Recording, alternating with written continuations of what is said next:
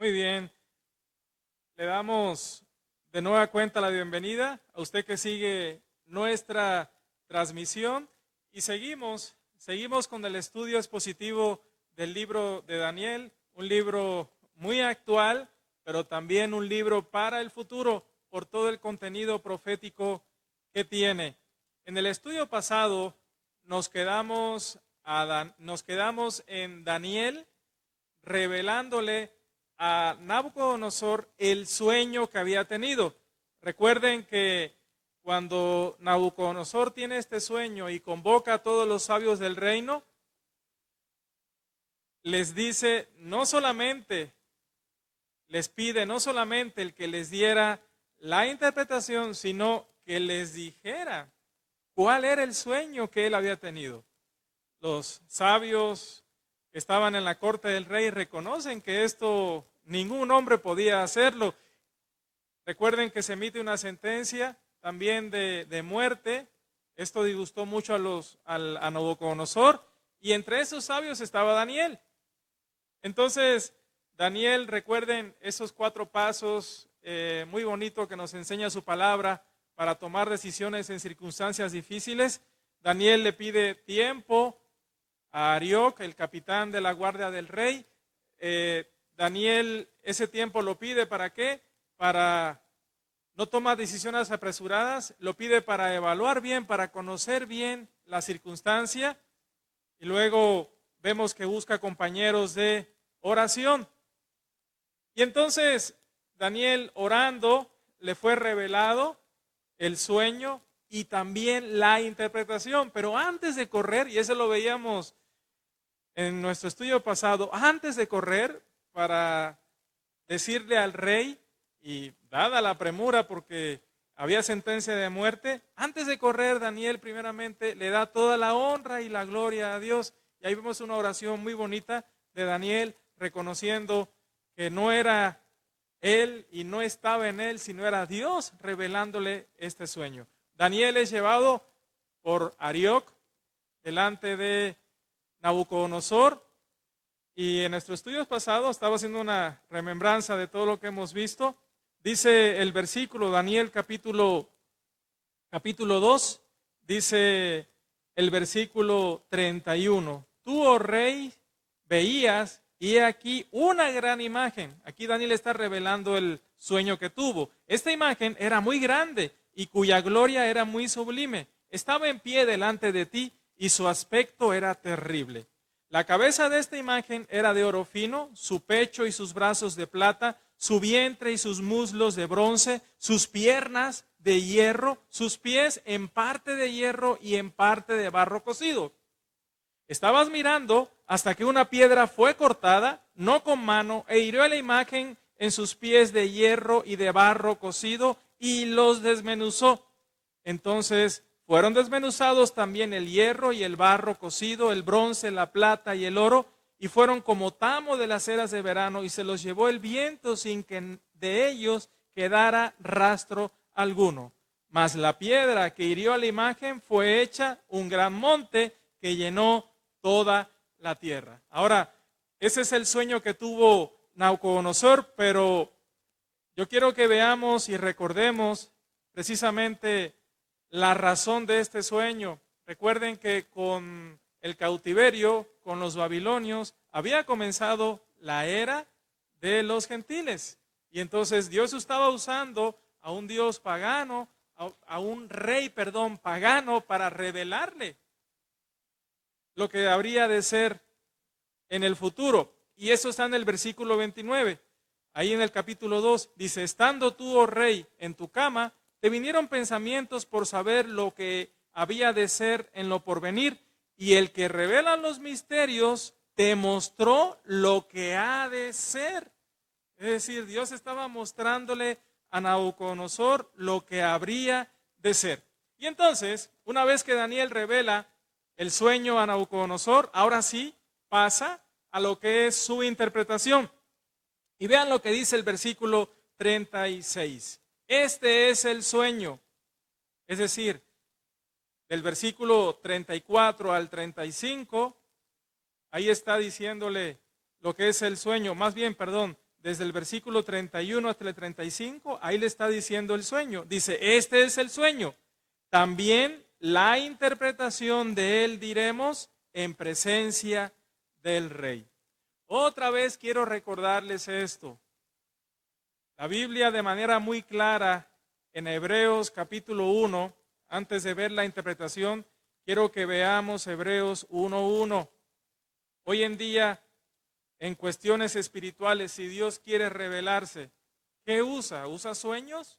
Y quiero que tengamos presente esto porque a partir de aquí vamos a ver varias cosas. Vean lo que dice Hebreos 1:1. Dios, habiendo hablado muchas veces y de muchas maneras en otro tiempo a los padres por los profetas, cuando dice muchas veces y de muchas maneras, un ejemplo, aquí estamos viendo que está hablando por medio de ¿qué? De un sueño. Bueno, dice el versículo 2, en estos postreros días Dios nos ha hablado por el Hijo, a quien constituyó heredero de todo y por quien asimismo hizo el universo. Entonces, si Dios nos va a hablar hoy en día, en estos postreros tiempos, nos va a hablar por medio de ¿quién? Del Hijo, por medio de su Hijo Jesucristo. ¿Y dónde está la palabra de su Hijo Jesucristo? Pues el Nuevo Testamento. Aquí la tenemos en el Nuevo Testamento. Así es. Entonces, quiero que recordemos esto. Dice el versículo, regresando a Daniel, dice el versículo 37. Tú, oh Rey, eres Rey de reyes, porque el Dios del cielo te ha dado reino, poder, fuerza y majestad. ¿Qué estaba diciéndole Daniel aquí al rey Nabucodonosor? Él tenía el dominio. Prácticamente todo el mundo antiguo estaba bajo el imperio babilónico, cuyo rey era precisamente Nabucodonosor. Por eso le dices, tú, oh rey, eres Rey de reyes. Se tienes dominio sobre casi todos los reyes de su época. El Dios del cielo te ha dado el reino. Y esto lo vimos en estudios pasados. ¿Quién le había dado el reino? Dios. No habían sido sus ídolos ni su capacidad. El Dios del cielo te ha dado el reino. Y otra vez quiero recordarles esto. Vamos a ver mucho que utiliza este término Dios del cielo. ¿Por qué razón? A ver si hemos aprendido algo. ¿Por qué hace este contraste refiriéndose al Dios verdadero como Dios del cielo? Porque los babilonios pensaban que había muchos que había muchos dioses. Entonces, ese es el contraste que hace aquí Daniel. El Dios del cielo. Es decir, oye Nabucodonosor, no hay dioses. Tú crees que hay dioses, pero no los hay. Hay un solo Dios verdadero. Acuérdense que en Isaías eso lo vimos. Le dice a su pueblo, mirad que yo soy. No, no hay, no conozco ninguno. No hay Dios, no hay Elohim, no hay otro creador. Yo soy el creador, le dice Dios a su pueblo. Y dice, y ustedes sois mis testigos. ¿Cómo podríamos aplicar eso a nuestro tiempo, hermanos? Porque algunos dicen, es el mismo Dios. ¿Ustedes creen que es el mismo Dios? Unos se refieren al Dios verdadero como el mismo Dios que ellos tienen también. No, no es el mismo Dios. Porque el único Dios verdadero nos los ha dado a conocer ¿quién? Jesucristo. Dice Juan 1:18, dice, a Dios nadie le vio jamás. El unigénito que está en el seno del Padre, Él nos lo ha dado a conocer. Entonces, si queremos conocer al Dios verdadero, tiene que ser a través de Jesucristo. Y si yo tengo otros mediadores, entonces, ¿es el mismo Dios? No, ¿verdad? No es el mismo Dios. Tiene que ser a través de Jesucristo. Entonces, el versículo 37 dice, tú, oh Rey, eres Rey de reyes, porque el Dios del cielo te ha dado reino. Él es el que te ha dado el reino. Todo lo que dominas, Él te lo ha dado. Él te ha dado el poder para que puedas dominar. Él te ha dado la fuerza y Él te ha dado la majestad. A quienes les atribuían ellos su reino, su poder, su fuerza y su majestad. ¿A quiénes? A los ídolos babilónicos, ¿no? Estoy refiriéndome a los babilonios, a sus ídolos. ¿Qué fue lo que hicieron con todos los utensilios del templo? ¿Los pusieron dónde? Eso lo vimos al principio, hermanos. Los pusieron en el tesoro, el templo de sus dioses, y esto era una señal de que mis ídolos han sometido a los dioses, bueno, al Dios de Israel, pero esto no era así, era un plan de Dios. Sigamos, dice así, y donde quiera que habitan hijos de hombres, bestias del campo y aves del cielo, Él los ha entregado en tu mano. Otra vez, ¿quién? Él, Dios, Él los ha entregado en tu mano y te ha dado el dominio sobre todo. Tú eres aquella cabeza de oro. Entonces vemos que aquí está la primera interpretación. Él veía esta figura y la cabeza era ¿qué? La cabeza era de oro. Entonces estaba diciéndole, ¿sabes qué, Nabucodonosor? Lo que significa esto que tuviste en esta imagen, esta cabeza de oro, esta te representa a ti, porque tú eres el que ahorita tienes el poder, el dominio sobre todos los reinos. Eres el que tienes la fuerza y eres el que tiene la majestad. Pero debes saber esto. Él, el Dios del cielo, el único Dios verdadero, Él es el que te lo ha dado. Hermanos, esto es muy importante porque ven la manera, por llamarla así, la manera en que le está predicando Daniel a Nabucodonosor. Entonces, cuando nosotros podamos hablar con una persona, que hay una puerta abierta y podamos compartirle, tenemos que hacerles ver que si tiene vida hasta ese momento y si tiene todo lo que tiene y si tiene salud, es porque ¿quién se lo ha dado? Dios. Dios ha dado todas las cosas. Dice ahí en Hechos que Él hace llover sobre justos e injustos. Entonces, dice el versículo 38 otra vez, y donde quiera que habitan hijos de hombres, bestias del campo y aves del cielo, Él los ha entregado en tu mano y te ha dado el dominio sobre todo. Tú eres aquella cabeza de oro. Ahora, vean el versículo 39. ¿Qué era lo que preocupaba a Nabucodonosor? Según vimos en el versículo 29. Dice que él tenía pensamientos por saber lo que había de ser en lo porvenir, ¿verdad? Entonces, ¿qué él estaba mostrando con este sueño que tuvo? Los imperios que le sucederían al suyo. En este tiempo, ¿qué imperio dominaba el mundo? El babilónico, cuyo rey en ese momento que estamos estudiando era Nabucodonosor y es representado como la cabeza de oro. Y luego el versículo 39, vean lo que dice, y después de ti se levantará otro reino inferior al tuyo. ¿A quién se estaba refiriendo? Se estaba refiriendo a la imagen. Babilonia es la cabeza de oro, y luego dice que el pecho y los brazos son de plata, un metal inferior. Pero ¿a qué se está refiriendo? ¿A qué reino se está refiriendo? Si lo vemos aquí mismo en los siguientes capítulos que lo vamos a ver, se está refiriendo al imperio medo-persa. Al imperio medo-persa. El imperio medo-persa representa precisamente a ese pecho y brazos de plata. De hecho, si vemos un ejemplo, vamos a ver el capítulo 5. Capítulo 5, aquí ya ha muerto Nabucodonosor. Ha muerto Nabucodonosor y reina en su lugar su hijo Belsasar. Belsasar hace un banquete. Estoy más o menos recordándoles, no lo hemos visto. Belsasar hace un banquete, estando ahí muy alegre y demás. Va y pide que le traigan los vasos de oro que eran usados en el templo.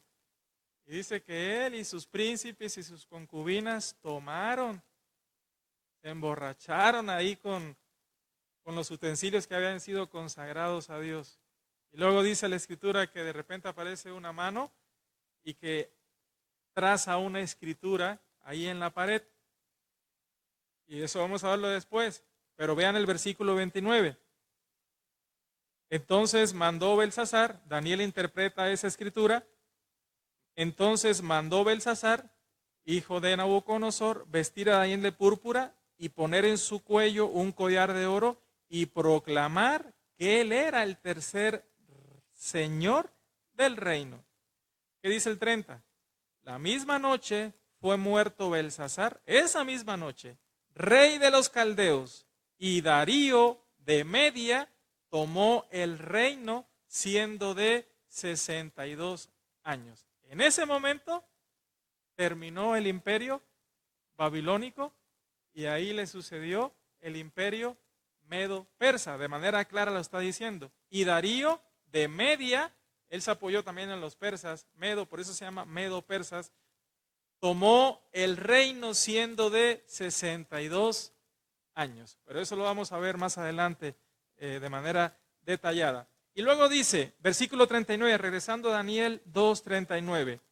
Y luego un tercer reino de bronce, el cual dominará sobre toda la tierra. ¿A qué se está refiriendo? ¿Qué reino sería este que vendría después del Medo persa? Pues se está refiriendo al imperio griego. Hermanos, los griegos dice que conquistaron prácticamente, dominaron prácticamente toda la tierra. Y eso está en la historia. Pero vean, eso se está escribiendo antes de que sucediera, hermanos. Eso se está escribiendo en el año 607, antes de Jesucristo. Y después de ahí vinieron estos reinados, estos imperios. Otra vez, ¿a quién se refiere? A este reino de bronce que representa lo que es el vientre y los muslos. Se está refiriendo al imperio griego. El imperio griego. Y vean el versículo 40. Y el cuarto reino será fuerte como hierro, y como el hierro desmenuza y rompe todas las cosas, desmenuzará y quebrantará todo. Ese sería el siguiente imperio que tendría dominio y que le seguiría al imperio griego. Y este es el imperio romano. El imperio romano que representa lo que son las piernas y los pies de hierro, pero hay algo aquí muy interesante. Los pies de hierro, mitad de hierro y mitad de barro cocido. Ahora, imagínense ver esta imagen con tales metales, oro, plata, bronce y demás, y entonces plata, bronce, y que se sostenga con el barro cocido. Eso también tiene un significado. Y vean lo que dice el versículo 41. Y lo que viste de los pies y los dedos, en parte de barro cocido de alfarero y en parte de hierro, será un reino dividido, mas habrá en él algo de la fuerza del hierro, así como viste hierro mezclado con barro cocido. Y por ser los dedos de los pies en parte de hierro y en parte de barro cocido, el reino será en parte fuerte y en parte frágil. Así como viste el hierro mezclado con barro, se mezclarán por medio de alianzas humanas, pero no se unirán el uno con el otro, como el hierro no se mezcla con el barro. Aquí está hablando, a partir del versículo 40 hasta el versículo 43, está hablando del imperio romano. Las piernas representan al imperio romano y ellos extendieron su control en torno a todo lo que es el mar Mediterráneo. Yo creo que ahorita puedes ver, a lo mejor ahí en Netflix, hay series. Yo no sé si tú has visto el Imperio Romano. Yo he visto varias series y es interesante conocer acerca de la historia. Pero Daniel dice que sería un reino fuerte como hierro y efectivamente lo fue el Imperio Romano. Y representado por este metal que es el hierro, definitivamente lo fue, pero lo es.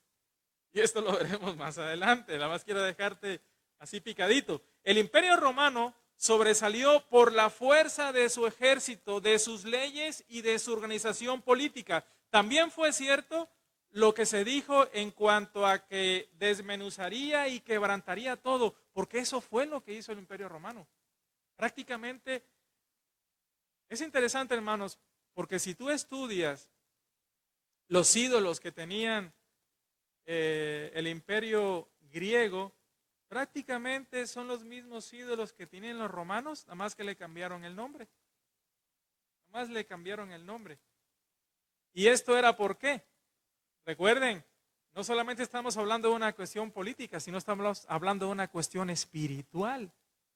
Y esto era el sometimiento de estos ídolos, ¿a qué? A los ídolos del nuevo dominante, por así decirlo. Pero el profeta añade algo. Dice que aunque comenzaría siendo de hierro, dice en los versículos que vimos del 40 al 43, dice que paulatinamente se iría degradando hasta llegar a ser en parte de barro cocido de alfarero y en parte de hierro. Es decir, un reino dividido. Pero me llama la atención porque está hablando, un ejemplo, vean el versículo 43, y por ser los dedos de los pies en parte, y por ser los dedos de los pies en parte de hierro y en parte de barro cocido. Esto quiere decir que el Imperio Romano se dividió también en 10.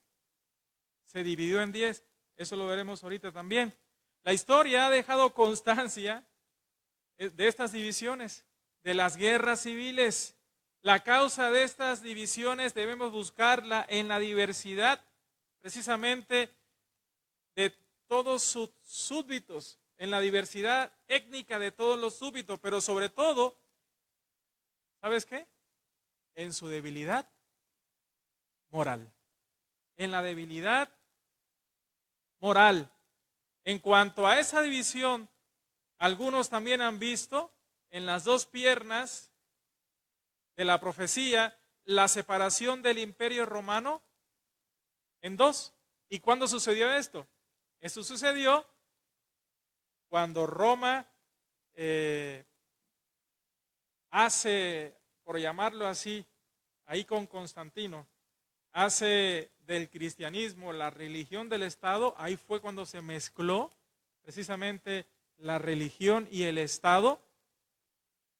Y un poco más adelante hubo una división entre la Iglesia Católica Romana y la Iglesia Ortodoxa.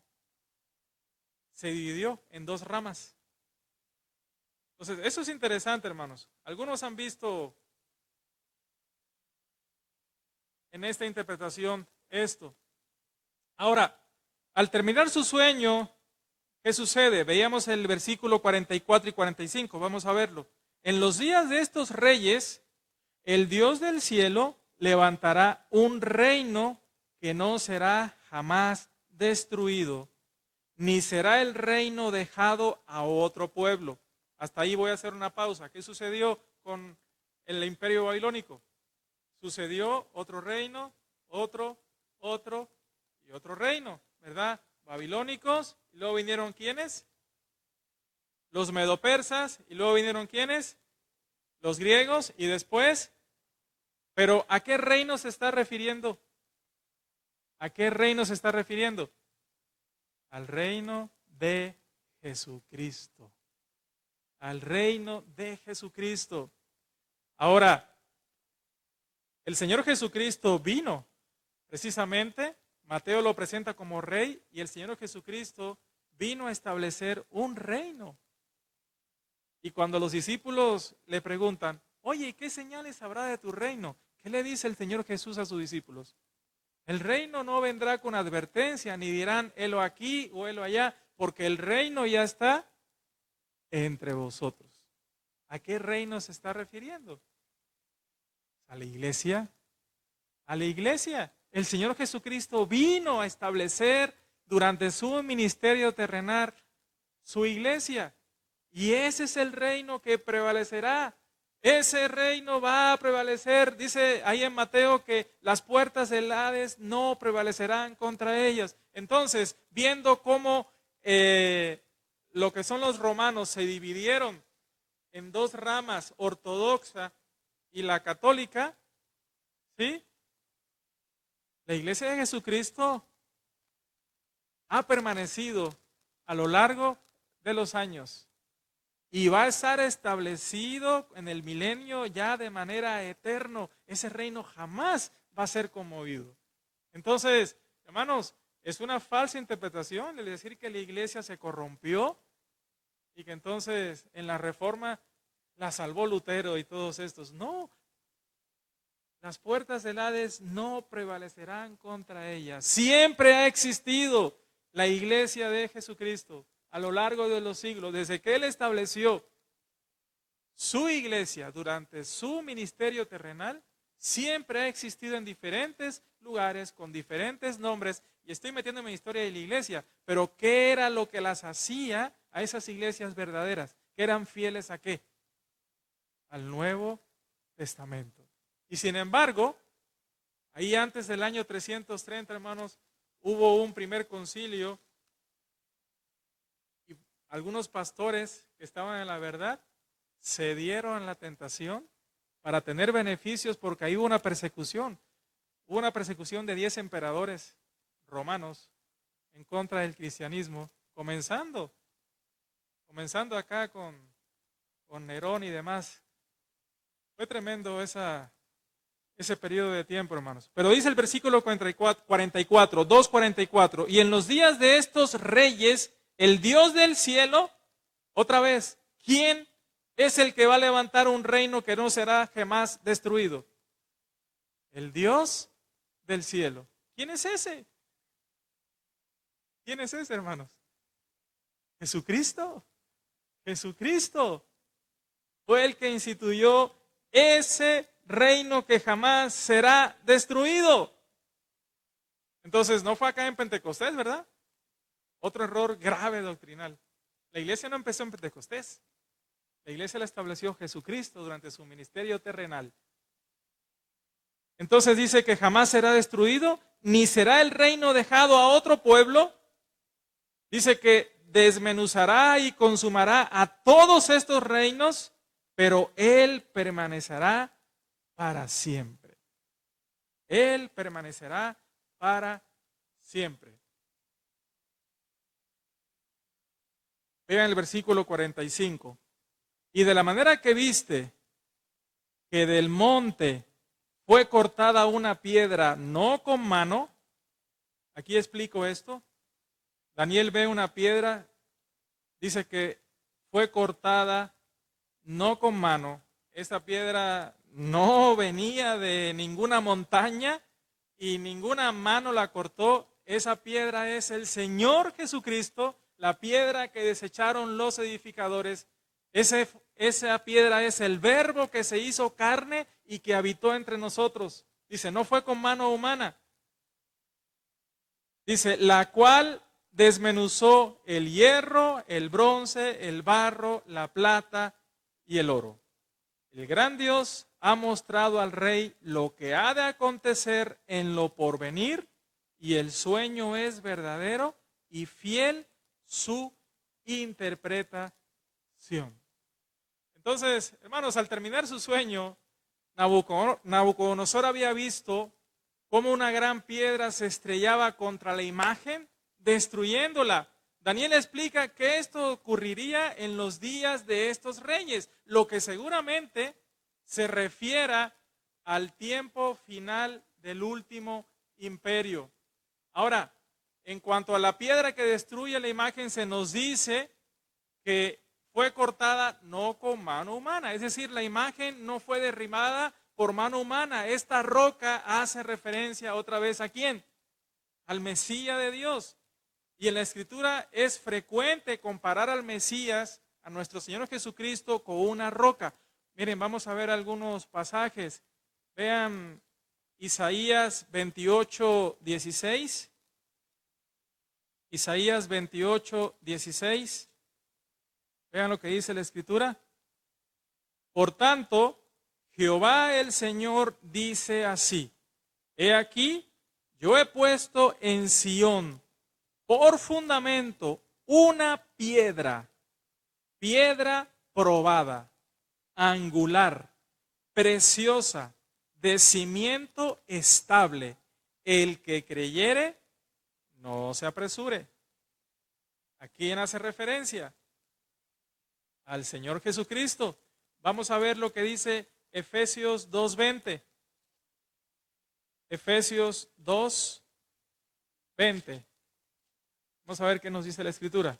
Efesios 2:20.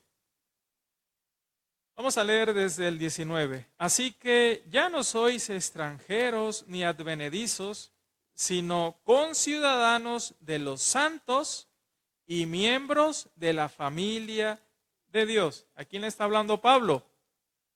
A los creyentes gentiles de la iglesia en Éfeso. ¿Sí? Edificados sobre el fundamento de los apóstoles y profetas, siendo la principal piedra del ángulo, ¿quién? Jesucristo mismo. Jesucristo mismo. Y por último, vean Primera de Pedro, capítulo 2. Primera de Pedro, capítulo 2, versículos 6 al 8. Dice así: por lo cual también contiene la Escritura. He aquí, pongo en Sión la piedra principal del ángulo. Esto hace referencia a ¿qué, hermanos? Isaías, ¿verdad? Lo leímos en Isaías 28:16. He aquí pongo en Sión la principal piedra del ángulo, escogida. ¿Quién la escogió? ¿El hombre?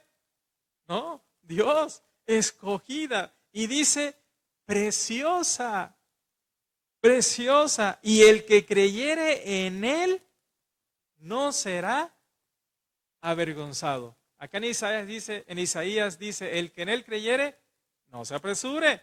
Es decir, no te desesperes, vas a ser justificado. No te apresures.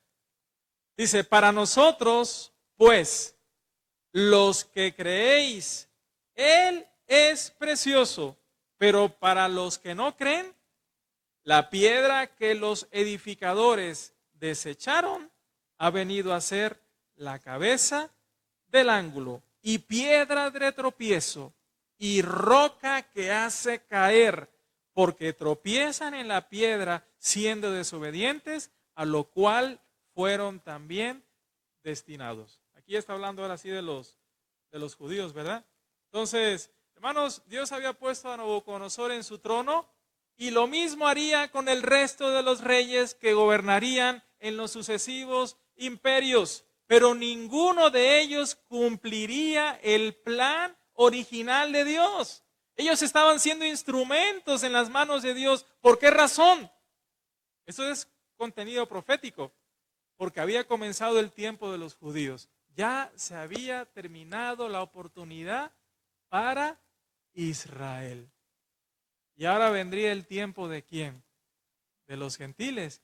Y en su sabiduría, como dice Pablo, oh profundidad de la sabiduría de la ciencia de Dios. ¿Quién conoció primero o quién le enseñó a él? Ahí, en ese tiempo de los gentiles, y lo había anunciado a lo largo de todo el Antiguo Testamento, de hecho desde allá, desde Deuteronomio, ¿a quién iba a escoger? Porque los edificadores lo habían menospreciado. A la iglesia. Entonces aquí estaba ya detenido el tiempo de los judíos, ahora era el tiempo de los gentiles porque Israel había fallado al pacto. Israel había fallado al pacto. Ahora, aunque para eso sería necesario que previamente todo lo anterior fuera completamente destruido y consumido hasta no quedar rastro alguno de ello. Por todo esto, esta piedra no habría de tener nada en común con los reinos anteriores. No podía ser sucesor de ellos. De hecho, tal como vemos en la visión, representaría algo completamente diferente. Y esto queda claro cuando observamos que la piedra no formaba parte de la imagen. Esta piedra que iba a hacer, desmenuzar la imagen. Ahora, en comparación, además, hasta su misma apariencia era distinta. En comparación con el oro, la plata, el bronce o el hierro que formaba la imagen, esta piedra podría ser considerada como de inferior calidad. Era solo una piedra. Si la comparamos con el oro de la cabeza, podríamos llegar a la conclusión equivocada de que sería un reino pequeño y pobre. Incluso podríamos tener la tentación de despreciarla. Y eso fue lo que sucedió. ¿Sí? Menospreciaron. De hecho, eso fue lo que los profetas habían anunciado que ocurriría cuando el Mesías viniera a su pueblo en su primera venida. Algo que se cumplió con total exactitud en nuestro Señor Jesucristo. Isaías 8:14 dice, entonces Él será por santuario, pero a las dos casas de Israel por piedra para tropezar, y por tropezadero para caer, y por lazo y por red al morador de Jerusalén. Eso lo dice Isaías 8:14. Y Mateo 21:42 dice así, Jesús les dijo, ¿nunca leísteis en las Escrituras? La piedra que desecharon los edificadores ha venido a ser cabeza del ángulo. El Señor ha hecho esto y es cosa maravillosa a nuestros ojos. Pero en su segunda venida, hermanos, y es la que estamos esperando, esta piedra herirá a la imagen. Esta piedra herirá a la imagen y se convertirá en un gran monte, en una montaña que va a llenar toda la tierra. Por eso tenemos que ver la profecía de esta manera, hermanos. Siempre que veamos profecía en el Antiguo Testamento, tenemos que ver que la profecía se cumplió en parte, pero también esta profecía es ¿para cuándo? Para el futuro. Hermanos, en base a los comentarios que he hecho ya para terminar, ¿ustedes creen que nada más era un dominio político? ¿Qué estaba implícito en esa conquista? Lo que también, lo espiritual. Esto habla de cosas espirituales. Todavía estamos en el Imperio Romano. ¿O no? Sí, sí, hermanos. El Imperio Romano no ha terminado. De hecho, déjame decirles esto. Es una combinación de política y religión. O no me digas que el Vaticano no es un estado reconocido por todas las... Es el estado más pequeño del mundo, pero es reconocido por todas las naciones y es recibido como un jefe de estado, pero que representa. Entonces vean, está vivo todavía, hermanos, y ha estado vivo todavía el Imperio Romano. Y luego del Imperio Romano, algunos dicen que hay esfuerzos por volver a renacer el antiguo Imperio Romano, pero está vivo. Y ese reino que representa a los pies, que será mitad, y lo vemos en Apocalipsis, eso lo veremos el siguiente miércoles, que está mitad de hierro y mitad de barro. Ese imperio, ¿saben a quién representa? Que será muy corto, al anticristo. ¿Y de dónde creen que saldrá? ¿De dónde creen que saldrá? Y esos dedos, eso lo vemos en Apocalipsis. Ahí es la representación con una bestia y las 10 cabezas que representa. ¿Sí? Ahí lo dice Apocalipsis. Entonces, vamos a dejarlo aquí. Se está poniendo interesante y el siguiente miércoles vamos a ver bien, de manera más clara, toda esta profecía. Usted que siguió la transmisión, Dios les bendiga. Esperamos que haya sido de bendición.